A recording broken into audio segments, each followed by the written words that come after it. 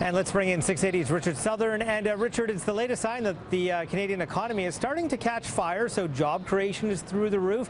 But it could also mean that interest rates could be going up a little sooner than thought. Yeah, that's the thing, Francis. I mean, the jobs number is so strong that it certainly puts the Bank of Canada in play. Let's take a look at the May employment numbers. We saw job creation to the tune of 54,500 jobs last month. Very strong number. And the details encouraging as well. 77,000 full-time jobs created, offsetting a loss in part-time employment. We haven't seen a lot of wage growth in Canada. It's been a problem, but it looked better in May. Wages increasing an average of 1.3%. Manufacturing coming back to life. That's a good sign, too. More than 25,000 manufacturing jobs created. Now, the unemployment rate rising to 6.6%, up from 6.5%, and that's because more people went looking for work.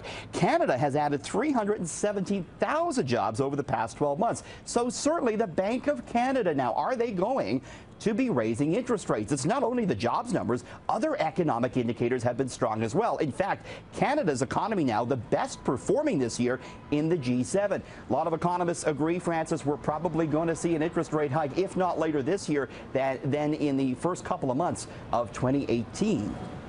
Yeah, and you don't know, who knows what kind of effect that will have on the housing market, too. People are at the brink, which is not good. Could cause trouble for some homeowners, no question about it. So certainly the election shocker of all 2017, of course, besides Trump, in Britain last night, thrown Brexit into question now. Sure is. You were talking about this earlier with the Labour leader Jeremy Corbyn calling on Prime Minister Theresa May to resign after her Conservative Party failed to reach a majority. She actually lost seats, a very strong showing by Mr. Corbyn there, and certainly Brexit now in question. Last summer, those in the UK narrowly voted to leave the European Union, but now economists say with no clear government there and with perhaps Labour forming a government in the coming months, the Brexit is off the table. The European Union will not want to negotiate with a country that doesn't clearly want it. So this changes everything. There's going to be some confusion in the interim. We did see UK stocks move higher today, Francis, and the British pound move sharply lower against the US dollar. So Donald Trump has reportedly settled on the type of wall he wants to build along the U.S.-Mexico border. Surprisingly, it's green. Yeah, remember he pulled out of the Paris climate change agreement, but here he is now. He presented this to Republicans. He wants to build a wall covered in solar panels, and he says he wants to use the cost of electricity that's generated to cover the cost of construction and maintenance of the wall. Experts say it would be able to generate enough power to pay for its construction in under 20 years.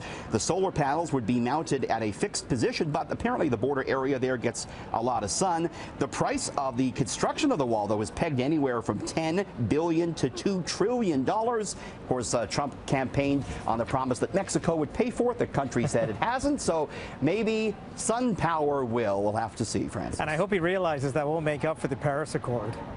I know he's going to pledge, he's going to call it a green initiative, probably. No kidding.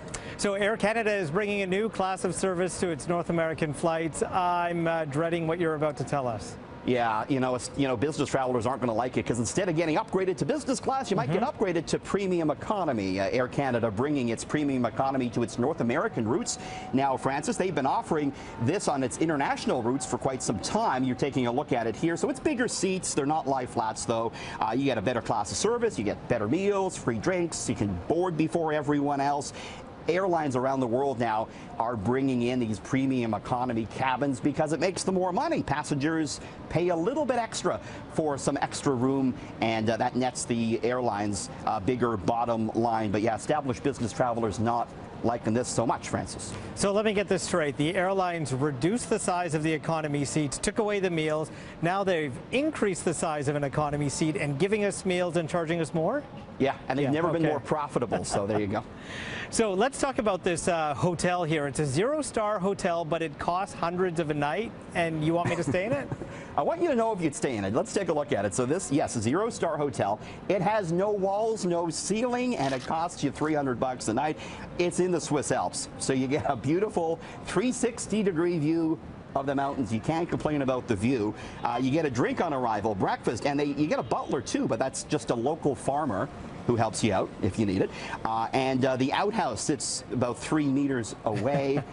Francis, they are almost out of reservations for this. Really? People can't wait to stay in the Eurostar Hotel. Bit exposed for my tastes, mind you. I was going to say no privacy behind those non-walls. And let's hope it doesn't rain either.